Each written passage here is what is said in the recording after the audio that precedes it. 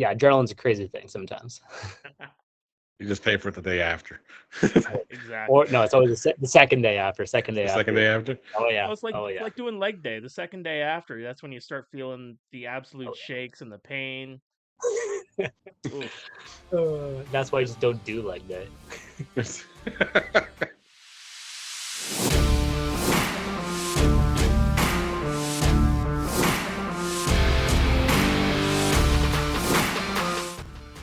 Welcome back, ladies and gentlemen, to the IBL Inside Pitch. We are less than 3 weeks away from the IBL regular season. He is Braeden. He is Neil. My name is Mark Pare.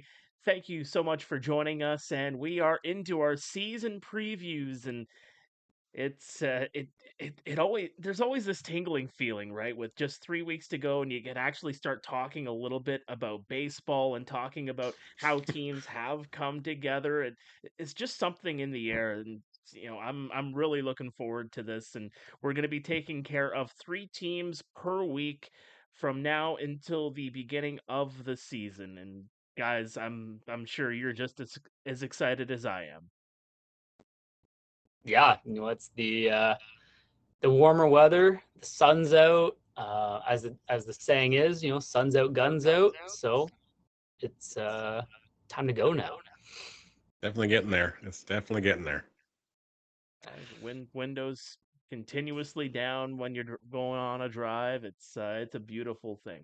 Well, let's get right into it, as we are going to be taking care of the teams that finished in the bottom 3 a season ago, and I'm going to have some burning questions to ask the both of you as I go through this, as we go through these 3 teams here today. And they're going to be burning questions that we're thinking about as you go into the season and just how things could actually work out. The first team we're going to look at is the team that was on the outside looking in a year ago, the Brantford Red Sox, 11-31 last season. They've had a whole lot of changes. They still have some, veteran presences in Graham Tebbett and Nick Burdett, but they have a whole lot of first year guys, a couple of second year guys too. But, most importantly, this is a team that's under new ownership. The burning question for me that I'm going to ask both of you, Neil, we'll start with you on this one. Will the Brantford Red Sox make the IBL postseason in 2025? Yeah, the big litmus test is going to be how much of this roster has improved as far as everything else. They have a lot of turnover as well. They've got a lot of guys that were very key pieces from the last couple of years. Matt Fabian's gone. Gus Wilson's on the inactive list. Gregor Farquharson's on the inactive list. And Josh Laukinen's on the inactive list. So there's your 2 big guys out of your rotation gone, sitting on the shelf somewhere else. So it's just like, okay, how do you replace those things? And it's going to be tough. It's going to be really tough. And right now, as of right now, they don't have a manager yet either. So who's running the show right now other than Jeff Lounsbury and just trying to put the roster together? Braeden, for yourself, what do you think of this Brantford Red Sox team as constructed at this point? Well, as history goes on, history kind of repeats itself. So over the last couple of years, yes, they've been the bottom dwellers of the league, but I will say this: I think this year is the year they get out of the basement of the league. Yeah, it's time. It's Brantford has a huge tradition in the league, a lot of legacy to fulfill. That they haven't done that in the last couple of years. So I think the guys that, the veteran guys that they have coming in, I think they understand, okay, this is a new slate for us. Let's rewrite our own history. So I think they get out of the basement. It's got to be time. You know what? Like Neil, back when you were with doing stuff with Guelph, like they were the ball that was rolling down the hill. You know, it was scary. So it's, you know what, they have to do something here. So I'm gonna say this is the year they kind of get out of that. So I'm excited to see how it all pans out. Absolutely. Who are some of the names that kind of stick off the page for you? So the big one, the return of Tyler Susie. This guy, former Division I player at Canisius, has had years off training, teaching at Velo. I think it's for him. It's going to be a revenge tour. I think he's now fully healthy. He had surgery, I believe, last year. I think he just wants to show, hey, I still got it. And I don't think these young kids are ready to see an angry Tyler during the season. So I'm excited. I'm excited to see how this all pans out. I will tell you he's that I'm a definitely. huge fan of revenge tours. Huge Exactly. I love revenge tours. No, I think he's definitely going to be. If you watched any of the videos of his Instagram and everything else, you definitely see yeah. he's definitely been. He's got a little bit of a chip his shoulder. I think he definitely wants to say, okay, he's asking himself in his head, do I still got it? Can I still do this? Yeah, And he's got some decent numbers out of the bullpen as far as saves and everything else when he was with Brantford back then. So So here's the thing I will say. I know for sure he will message me on this because I'm new to this whole side of it. I'm not no longer a player for this year, but he is living currently in his brother's shadow, and I think he wants to assert dominance back into his family regime and saying, no, I'm the guy that started this. You have to follow my lead. So. Well, I think he's actually, I think he's third string right now between his sister and his brother right now. Because if you're on JP's Facebook, it's like, okay, it's his sister, the actress, doing the big performance very soon, and then it's the other one, it's the younger brother. Oh no, Tyler, if you're watching this, it's time. Set a standard here. Let's go. You're gonna make him run through a brick wall right through the screen there. I'm for it. I'm for it. I'm excited to see it. Make sure we duck in the press box in case we see an errant fastball coming flying up at us. Oh, yeah. Oh. But yeah, Brantford, out of the basement. Here we go. That's fantastic stuff. As I look through this roster, of course, you look at the pitching staff: Nikolai Arbach, Masahiro Fukuda, Connor Irvine, Jackson Smith, Crawford Passy also has signed a deal with the Brantford Red Sox, but also a couple of other veterans in Aiden Armitage, Kyle Nash, Jeremiah Sucre.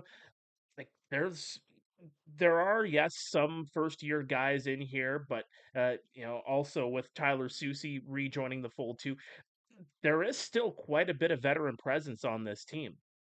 Yeah, there is. There's also, you got a guy like Luis Sean that has played in this league for a couple of years and everything else, and was a playoff hero in Hamilton not so long ago too. So I think he's going to come up there and he wants to he was eager to get back in this league. You could just tell how he was and everything else, and he's going to be eager to get back in this league. And you got Jeremiah Sucre, who's probably going to be the ace of the staff yet again, but it's just going to be okay.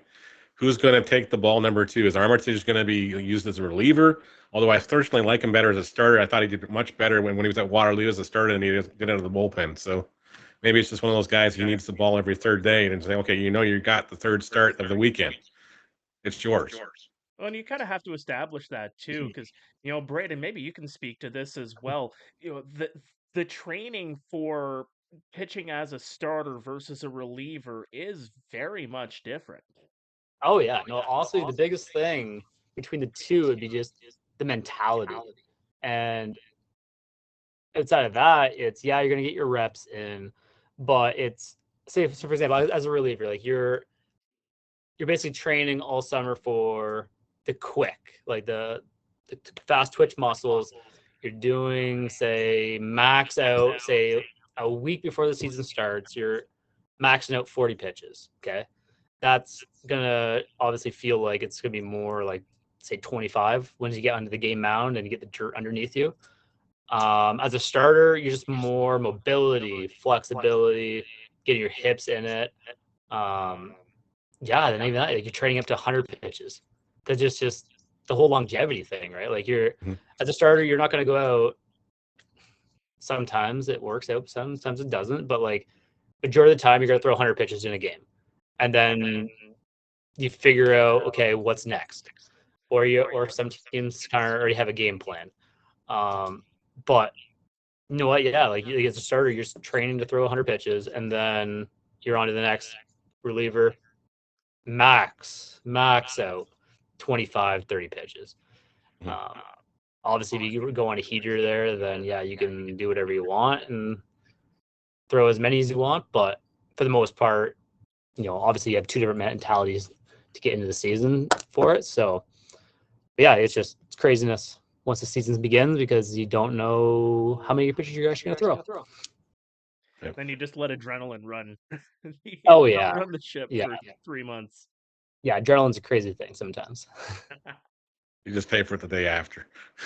Exactly. Or no, it's always the second day after. Second day after. Oh yeah. Well, it's like doing leg day. The second day after, that's when you start feeling the absolute shakes and the pain. That's why I just don't do leg day. Oh man. Oh man. Well, let's move on. As I'm just gonna look through this roster one more time. The infield looks pretty stacked at this stage. You look at the outfield: Graham Tebbett, Ty Smith, Ethan Paulos also signed in there as well. A little bit thin at the outfield, I will say, for the Brantford Red Sox, but I'd imagine, as we see with all 9 of these teams, a lot of these spots end up getting filled a little bit more as the season goes along, as guys, finish off seasons wherever they are, whether it's in the US, whether it's elsewhere. Gaps end up they tend to be filled around June, early July, right before the transaction deadline too. Yeah. And of course, then you can look at the guys that are playing professional baseball and everything else. Usually, mid-June, early July is usually the cut down days down there too. And guys usually, okay, they're not cutting bait down here, so we're letting them go anyways. Or it's a visa situation, and the Canadians all get sent home. Yeah. Moving on to the Kitchener Panthers, and similarly to the Brantford Red Sox, coming in with brand new owners. 14-28 on the year a year ago. They have new ownership, the Waterloo Region Sports and Entertainment Group. The main question that I have for them is trying to keep the ball inside the ballpark, which I know is easier said than done in such a small ballpark at Jack Couch. But if you look at their history since 2001, the years 2022, 93 home runs against, 2023, 66 home runs against, last season, 63 home runs against. Those are the top 3 in their history since 2001 in terms of surrendering home runs. So the last 3 seasons, they have had a heck of a time keeping the ball inside the ballpark. But for them as well, there is also that thought of, well, if the opposition can hit home runs inside this ballpark, so can we. But that has gone down a little bit as well, although the power has been there. So the big question is going to be for the Kitchener Panthers, and I'll pose it to the both of you here, is that have they done enough to mitigate some of the shortcomings that they've had in the last couple of seasons to A, keep the ball inside the ballpark, and B, try to mitigate some of these 16-1 games, these 17-1 games, and try to keep games closer here in 2025? Yeah, I think from the player standpoint, I think the pitchers. So for the pitchers that are already there pitching at home, they, I believe, need to understand what every visiting pitcher understands about going to the Jack Couch is you literally have to pitch to the corners. Yep. Do not throw anything in the white because it doesn't matter how hard it's hit. There's a chance every single time the ball hits the bat. Yeah, that's speaking from experience. I've given up a couple. So, yeah, you need to understand, okay, this is how this ballpark plays. It doesn't even matter if you're new. Manager, pitching coach, owner. Sit down with your pitchers. We're playing this game as we are a visiting team and having to figure out how to win at home like we are doing on the road. Because it's not a friendly ballpark by any means. My big, I'm not gonna say a question mark, is outside of the starters, where do you go? Yeah. Like like you have a bunch of guys that lack, I'm not gonna say lack confidence, but I think they understand they're fighting a battle at home when all reality shouldn't be fighting that battle. And the big question is Evan Elliott. How is he going to perform in that kind of a ballpark? Obviously, has some plus stuff, but at the end of the day, it's guys can hit plus stuff in this league. It's a matter of how do you mix it up to make your plus stuff look even better. So that's my thing is for the pitching staff is you have to take it literally every game like you're playing on the road at home, as confusing as that is.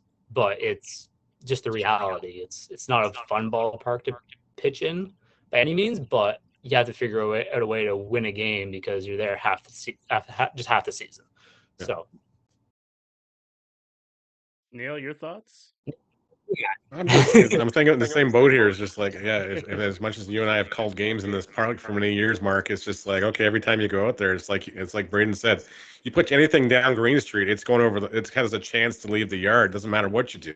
Guys can just stick bats out, and I've seen it happen in batting practice. You just stick something out, and boom, it's over the fence. It's just like they don't have to hit it hard. They don't have to hit it well. You just have to make contact in the zone. And sometimes the jet stream, the traffic flow, whatever you want to call it, the baseball juju gods just go against you.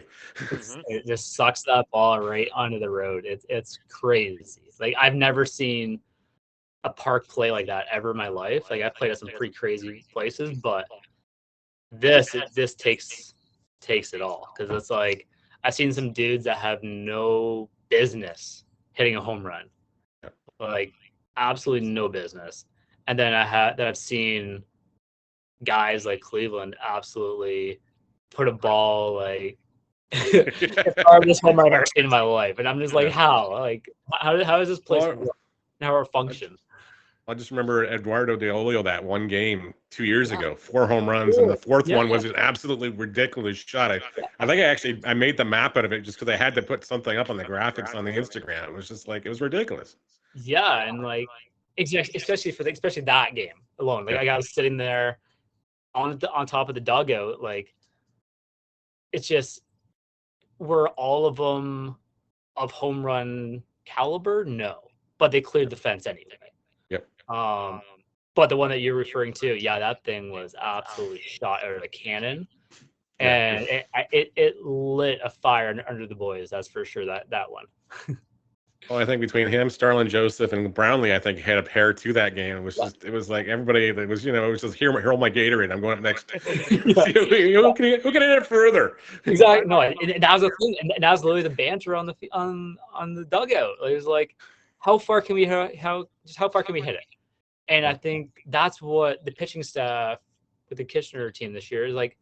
They have to realize that, like, the guys on other teams are coming in knowing they have a shot here, and it's not even like the big boys. It's like, sorry, fellas, the smaller guys. Like they have that confidence going in, saying, "Hey, today's my day to add to the tally to the team." So the pitching staff has to figure that out. Yeah. So. It was always the one park if I was ever going to take batting practice in a park in the IBL ever again, I think it would definitely be Kitchener. I would just hope for a very windy day, and maybe hope the kids are in the back somewhere watching or whatever. It's like, yeah, Dad's up to bat now. Okay, should we run away and hide or just watch? It'd be the first one in my lifetime I actually got over the fence. I could never hit it out of Hastings, even though it was my home ballpark for so many dang years. Maybe sign a card in late July and you can get in for a couple of at-bats. Yeah. Desperation move? Yeah, who knows? Yeah.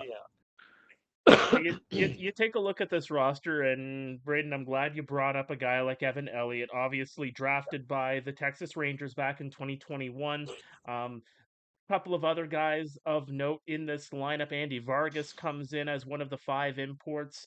Yadier Martinez returns. He ended up breaking a 20-year record 91 strikeouts a year ago, the most by a Kitchener Panthers pitcher in a season since 2001.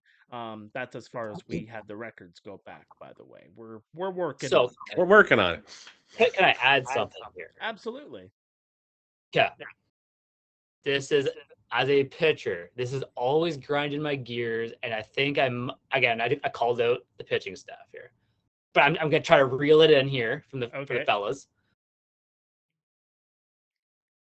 You're only as good as your catcher. Yep.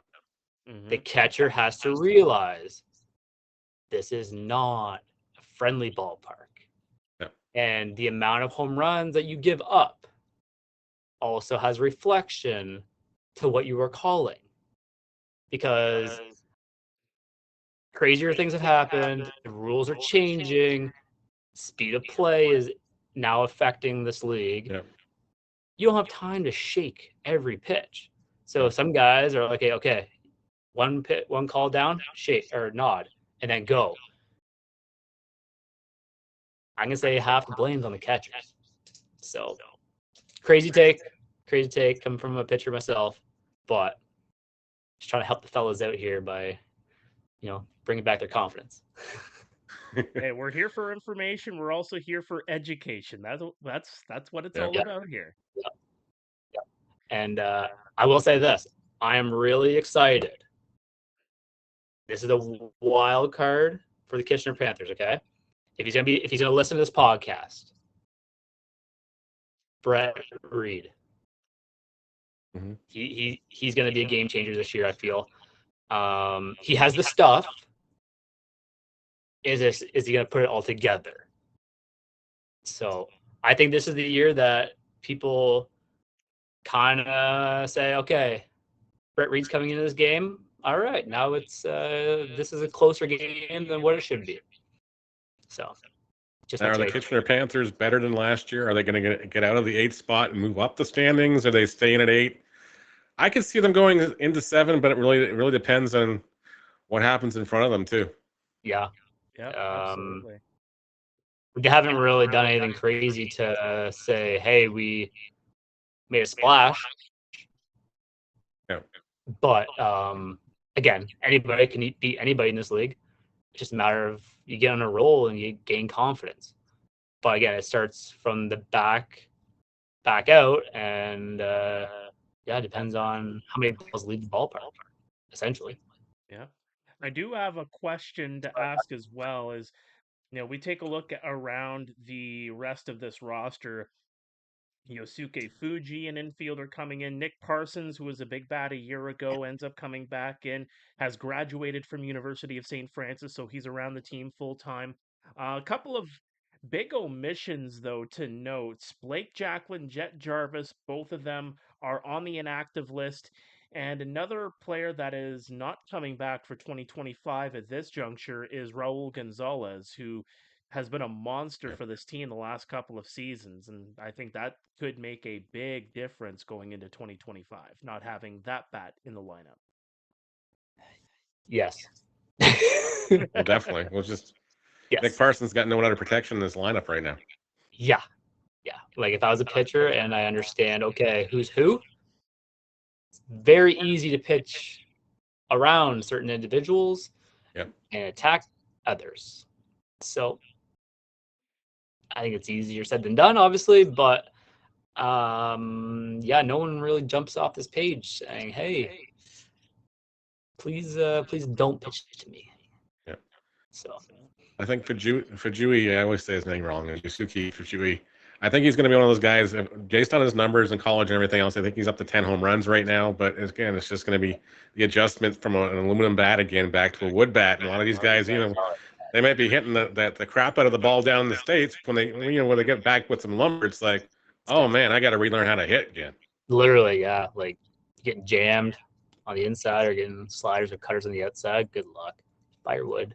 A couple of other guys to note. We know a guy that sells bats, so we're okay. Yeah. A couple of other guys to note as well. Trent Lawson and Klaus Appelvich, both of them were playing in Germany a year ago. So seeing what that experience overseas might be able to bring into the lineup here for the Kitchener Panthers this season too. And of course, Klaus is very familiar with Jack Couch Park, playing there in 2022 and 2023. Anything else on the Kitchener Panthers, guys, before we move on to Christy Pitts? I think we got to talk about Arthur Kawara a little bit, jumping ship from the Guelph Royals, the former Guelph Griffin, wrapped up his collegiate career now. He's moved up the Highway 7 as well and over to Kitchener this year. I think he'll be an interesting stick, and he loves hitting in that ballpark. So, it might be right up his alley here. Yeah. It's a bat. That's for sure. It's a bat. And guys have to figure out how to pitch around him. But he's a good plug in the middle of the lineup kind of guy. It's just how do you figure out how to set the table and have guys around him to protect them. So that's the big thing going forward with them.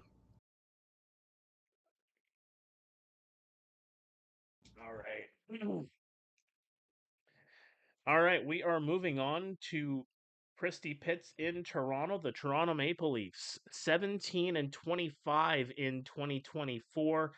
A whole lot of familiar faces returning to Christy Pitts this season, but a lot of the headlines have really been made by the Maple Leafs. Ayami Sato, obviously, one of the key names that have come out of this offseason for the Toronto Maple Leafs, pitching as the first ever female IBL player ever in its 100-plus year history. How about Cito Gaston on the back end, too, doing some stuff behind the scenes with the Maple Leafs? What say you guys about the Toronto Maple Leafs moving into 2025?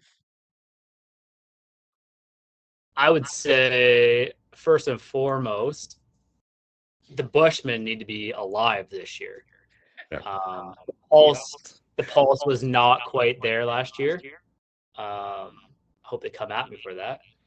But they know they can do better. And in all honesty, I think it starts with literally the Bushmen.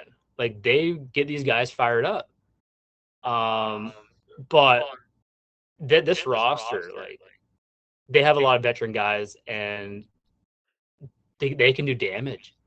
I think last year was a kind of those one-off seasons where I'm not going to say whatever could go wrong went wrong for them, but they were a heck of a lot better of a team than what that record showed. Definitely. Yeah, they play at Christy Pitt, but like, it's dangerous. Like, you get Marcus Connect going, you get all the Maras going. You know what? Like, Castaldo, if wants to announce it, that'd be great. But and then looking at you, Jordan. Be the guy to lead the ship home here. And then you got Undertaker at the back end. Like Dustin, like, he's a dude. So like, this is a scarier lineup than what people think. And then add to their ballpark. It's just, I think it could go very well for them. And like Ryan DeSantos coming off an All-Star year, I would say he doesn't get the credit that he deserves. I got to talk to him last year during the All-Star game, even during the season. Great guy. Yeah. So I think he puts in the work. He's one of those guys that's a gym rat. And I think I think he's gonna have a breakout year this year, even though he had a good season last year. It's last year's record does not reflect how good this team actually is. This team was very close to being blown up at the All-Star, right after the All-Star game. I think it was very close. I was hearing rumors about various players going other places. There was a guy going to Guelph, and it was almost a done deal, but the last second it got pulled off the table. So, and it was just like, okay, well, and then other guys, and it was just like, it was an underperforming year for Alvarado. It was just, he wasn't himself that first half of the season. I think he figured it out come closer to postseason and everything else, but by that time, that ship had sailed as far as they couldn't move up the standings. Right. Yeah, and even that, like, my big thing too is like it hasn't been announced, I don't think, correct me if I'm wrong, but Deska, like he's not signed yet. Like as far as I know, like even I think he's more into his family life and everything else. I don't know. It's a huge loss if he's not back. yeah, like he's getting the veteran guy, right? That like Yep. he's seen the good, bad, ugly. I think, again, we've chatted over the years, and like he's always so easygoing, which when I was younger, it kind of blew me away. I was like, okay, like why are you giving me the time of day? You don't know who I am. Yeah. Like usually, the older veteran presence guys are like, no, kid, like please just go away. But no, but he was always he's always had time for me as well. It's just like he's always dropped into my DM or whatever, and just like, hey, I love what you said on the broadcast or something like that, and I always appreciate that. He's dialed in, and but I will say the one big thing is the D Bennett. Oh God, Dennis DeBanning. Yeah, Dennis. Like wow, that was a crazy trade. Yeah. To begin with. I think his strengths really worked to that ballpark. Oh, no question they do. No question they do. And he loves hitting at that ballpark. Yeah. Always has. When he was with Humber College. Yeah, so I'm really excited to see how that translates this year as a full-time guy there. And even that, like, it's a scary lineup. Like I don't think teams understand, okay, these are some dudes that know what's going on, and yeah, they might have underachieved last year, but it's a pretty good lineup still. Well, I think if you get Justin Mara going, and Dan has one more breakout year like he did the last couple of years, you can keep it going for there. It's going to shore up the middle. You got Connor Lewis in center field, you got the Banning in right, and then you got the Santos in left. So that's a solid outfield. Yeah. And you brought in Spencer Ross this year to play shortstop. Yeah. So it's not going to hurt you out there. It's just going to be okay. You have a question mark at third base right now because again you lost Lazo. He went to Hamilton, but it's time for somebody else to step up. Yeah, and even that you have Connect in the outfield. Like Marcus has done some high quality content over the past couple months. So yeah, he's getting the work in. Like he looks big, looks strong. He's ready to go. A couple of other guys too to note. I mean, Zach Lamprey has signed a deal, so he's in for the infield for his fourth season. Played at Christie Pitts in 2014. Played with Brantford for a couple of seasons just after the pandemic. And how about a guy like Mike Setsetto, who moved over to the Maple Leafs from the Royals last season, 7th year in the IBL, and a power bat at that, guy that's it's also listed. There's only 4 infielders listed right now for the Toronto Maple Leafs as we record this right now, but those are some four guys to keep an eye on, as Setsetto, Lamprey, as well Spencer Ross. Again, you're probably going to see him top 2 in the lineup. He's an on-base monster. He was for the Kitchener Panthers all season long when he was in the lineup. And, as you alluded to before, Danny Mara, 14th year in the IBL. Yeah, that's a grind. Like, kudos to him. That's good for you. That's awesome. Hey, you did 10, so I got to applaud that. Yeah, 14, that's different. That's a different level. Yep. Especially at Christie Pitts, that's a different level. Yeah, that's true. No thanks. It's got to be the Mara home cooking. Yeah. So. Okay. Burning question for the Toronto Maple Leafs. So again, the record 17-25. Do the Toronto Maple Leafs finish above or below 500 in 2025? Above. What above? I kind of think they're gonna go. I think they're gonna run on the line. I think they're gonna hit 500 this year. Okay. So still an improvement from both of you. So I'm just waiting for Dustin Richardson to slide into my DMs and start yelling at me about something else now. Did he message you about that? No, he didn't. He didn't. He just addressed it on Thomas's podcast. So it was just just like, okay, I haven't been involved in it. I don't think Dustin knows who I am, so that's okay. Well, it's Yeah, time see, to I'm do the that. new guy, so like, I don't want to ruffle any feathers. If there's any feather ruffling, I'll do it. Don't worry, I'll take the fall. Well, not yet, not yet. You just wait. I'll got a little pot going. I'll start stirring it. Don't worry. All right, Yeah, all right. that's It's coming. fantastic. So again, that is Brantford, Kitchener, and Toronto. Next week, we will take a look at the teams that finished just above them in the standings: the Hamilton Cardinals, the Chatham-Kent Barnstormers, and the IBL finalists in the Guelph Royals. So 3 teams that I don't think they're going to be 4, 5, 6. I'm going to put that as a spoiler No. alert for the burning No. questions for next week. You're not going to see them in 4, 5, and 6 next this upcoming season. Particularly that team in 6th place. I think they've made a few adjustments to say Just the a few. Oh man. Yeah, they got this legendary arm coming out of the bullpen. I'm hearing. I've heard a few things about him. Just a few. Yeah, Yeah, just a just few. a few things. Just a few. But anyway, thank you all for watching and listening to the latest episode of the IBL Inside Pitch. He's Braeden, he's Neil, I'm Mark. We will see you next week.